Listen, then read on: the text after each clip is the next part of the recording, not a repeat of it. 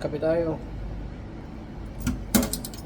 Ito na yung huling araw ng panggabi natin at bukas, day off na tayo. Yun nga lang guys, mag-isa lang ako ngayon. Ito yung first time ko na magpanggabi na nag-iisa. Bago natin simulan yung trabaho natin, kape muna tayo pampawala ng antok.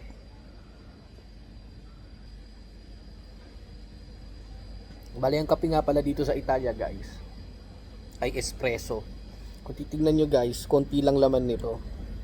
Yan o. So matapang talaga siya. Ay naman ang kinagandahan dito sa amin kasi libre naman kami na magkape pag kailangan namin. Sabi nung kasama ko kahapon, hindi raw sila madamot sa pagkain. So yun ang maganda dito. So pag panggabi ka at may pagkain naman dyan, pwede kang kumuha para sa'yo, para sa sarili mo. Okay guys, bali sisimulan natin yung paglilinis na gagawin ko dun sa 6th floor sa taas, dun sa dressing room ng mga babae, at saka dun sa mensa namin or dun sa canteen. Tapos na ako magkape, akit na tayo.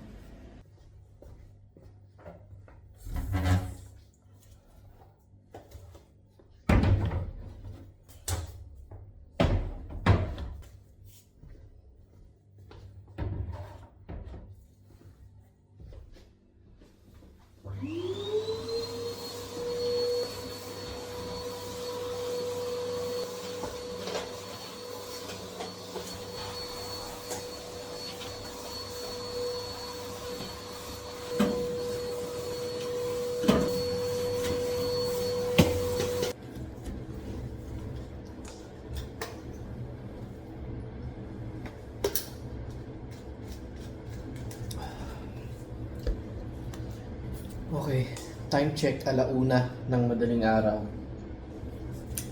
So medyo papahinga lang ako ng konti. Simula nung nagsimula tayo kanina, nag-umpisa na akong kumilos. Ngayon lang ako medyo napapahinga ng konti. Tuloy-tuloy yung ginawa ko. Bali, yung itaas kanina, yung nakita nyo na ginagawa ko na sa taas. Tapos yung palestra, yung gym na natapos ko na rin hanggang dun sa mga banyo. Natapos ko na yung mga banyo ng gym. So meron pa akong mga natitirang gagawin sa programa ko. 1:00 pa lang, tansya ko naman, kaya ko, no? Dahil 2:00 magsasara tong bar. So pwede ko nang linisin yung banyo. Ang niisip ko kung anong oras mag-aalisan yung mga tao dito sa drink ko kasi pinapalinis din yan sa amin eh. Pero sabi kasi ng kasama ko, yung unang gabi niya dito na mag-isa, hindi niya kinaya yung oras na linisin yung drink ko. So ako, hindi ko rin alam, hindi ko sure kung magagawa ko. Yung depende kasi, hanggat kasi nandyan pa yung mga nagtatrabaho sa bar, hindi ka rin makakapaglinis kasi syempre palakad-lakad yung mga yon, 'di ba? So inutile lang din yung magiging yung paglilinis na gagawin mo, inutile dahil dudumi lang ulit. Kaya di ko alam. Nung mga nakaraan kasi syempre dalawa kaming nagtatrabaho, so medyo mas madali yung pagkilos namin. Kaya namin gawin yung bar kahit na sabihin mong late na umalis yung mga tao. So ngayon kasi first time kong mag-isa, kaya medyo pagkatapos ko dito magpahinga ng konti, pahinga lang mga 5 minutes lang, 5 to 10 minutes. Tapos akit na ako sa restaurant, gagawin ko naman yung restaurant. Tapos gagawin ko yung entrance hall namin at saka yung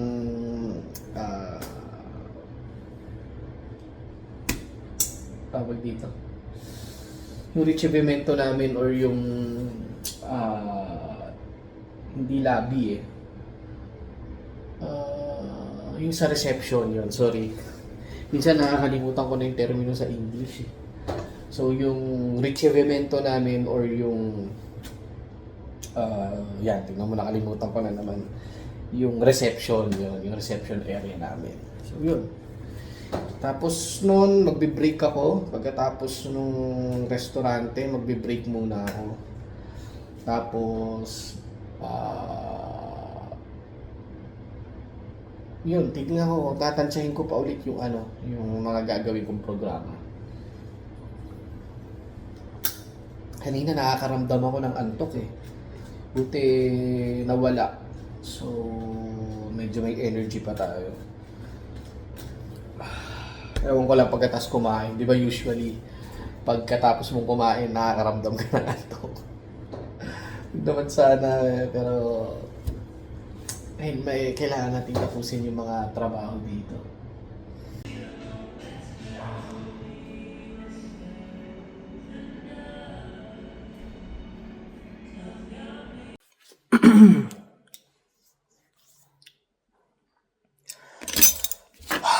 Kain tayo guys. Bali, 2:00 na ng madaling araw. At break muna tayo. So, nagbaon ako ng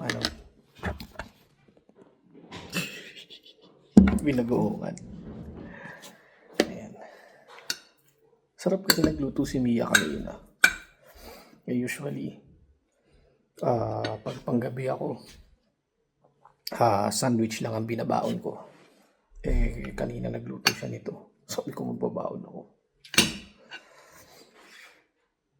Tara, kain tayo.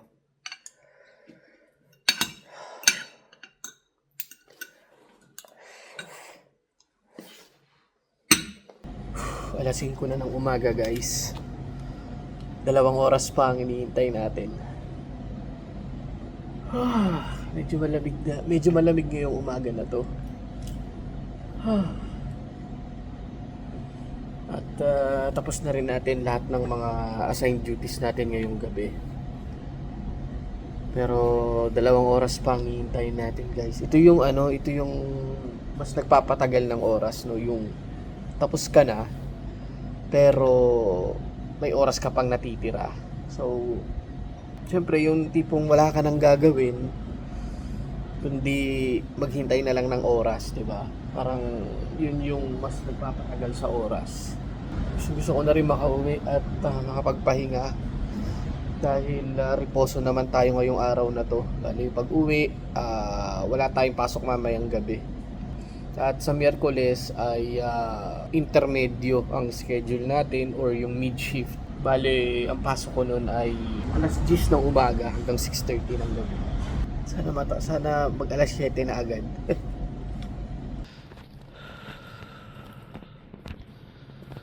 Papansinin nyo, ang sisikip ng kalye dito sa Roma, no? Ay, kaya dito sa sentro parang halos one way lang lahat ng daanan dito. Bihira dito yung magkakaroon ng two way. Katulad nito, no entry, di ba? So one way lang siya. Kasi nga masikip ang mga daan. Tapos karamihan pa dito sa lugar na to, dito sa kalagitnaan ng sentro na to, puro restaurante na, puro hotel, puro B&B, puro bar. Ayan. Kadalasan yung mga mayayaman na lang ang nakatira dito kasi syempre mahal ng property dito sa sentro.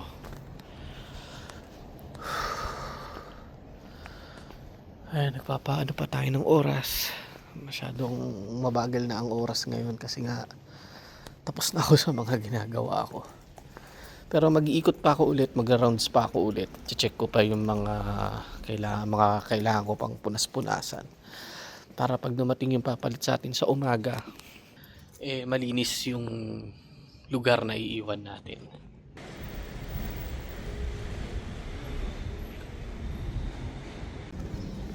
Yun, uwian na. Hinihintay ko lang yung kasama ko dito sa yung nagpasok sa akin. Hinihintay ko lang. Pinuntahan ko siya dito dun sa hotel nila. At sasabay ako sa kanya pa uwi kasi panggabi din yun. Ito yung nagpasok sa akin sa trabaho. Yun nga lang, siya nagstay siya dito sa hotel nila. Ako nandun ako sa bago. So may isabay ako at dala niya yung sasakyan niya eh. Ay, salamat. Pahinga na.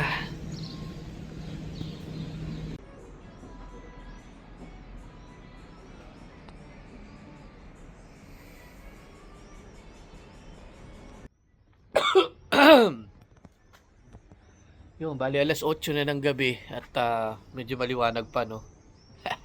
Kumbaga talagang ano na eh, papalapit na ang summer. So, day off ko ngayon, guys. Wala akong pasok. Teka, upo tayo dito. Yeah. Sarap. Press ko ngayong gabi. Medyo malamig-lamig. Pati kaninang umaga nung umuwi ako, medyo malamig. Which is good kasi yung lamig ngayon ay kumbaga sakto na lang, hindi na yung tipong mangangailangan kang magsuot ng makapal na jacket. Ngayon, kahit nga ganito, t-shirt, tapos magpatong ka lang ng manipis na jacket, okay na.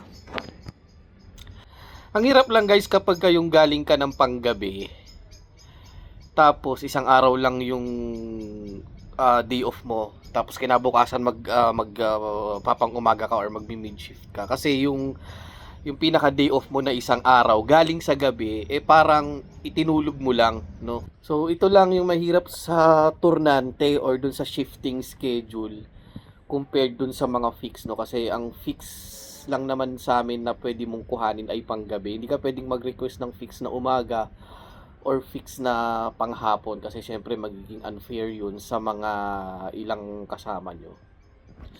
Okay, ginawa ko So sa gabi, pwede kang mag-fix kasi karamihan talagang ayaw kumuha ng panggabi. So madaling i-request na mag-fix ng panggabi. So syempre kung fix ka na panggabi, fix din yung pahinga mo, 'di ba? Fix din yung tulog mo.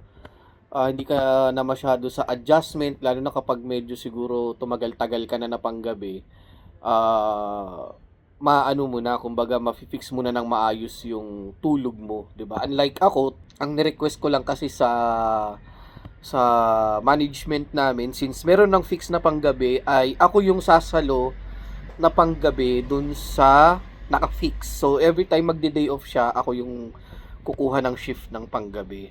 So ginawa ko yun para naman mabigyan ko ng daan or mabigyan ko naman ng oras yung pagsamba namin tuwing araw ng linggo.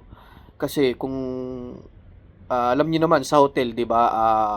Walang holidays, walang Sabado, walang Linggo.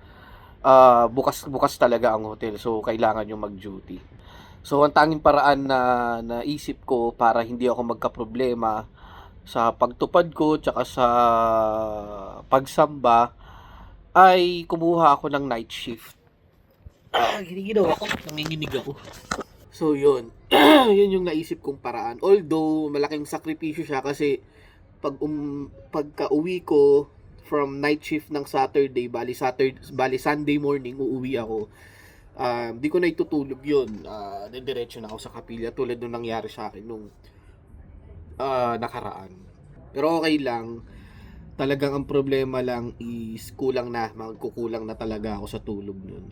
Pero ganun talaga kesa naman sa hindi ako makasamba sa araw ng linggo, 'di ba? Kanina nga yun yung first time natin na magpanggabi na walang kasama, which is yung mga susunod ko na mga panggabi ay talagang mag-isa na lang ako. Anyway, kanina nasubukan ko nga na mag-isa. So, ang diferensya lang talaga pag mag-isa ka, medyo mas matagal mong matatapos yung mga assigned duties mo, 'di ba? Dahil unlike pag may kasama ka sa isang gagawin nyo, dalawa kayong kumikilos, mas mabilis, 'di ba? Pag mag-isa ka, talagang ikaw lahat. From pagre-ready ng mga gamit mo hanggang sa pag natapos ka, ililigpit mo, 'di ba?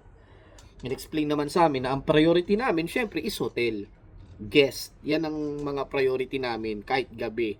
Once na may nagising na client or guest sa gabi at nang humingi ng tulong sa'yo or kailangan nila ng service mo, kailangan nandun ka.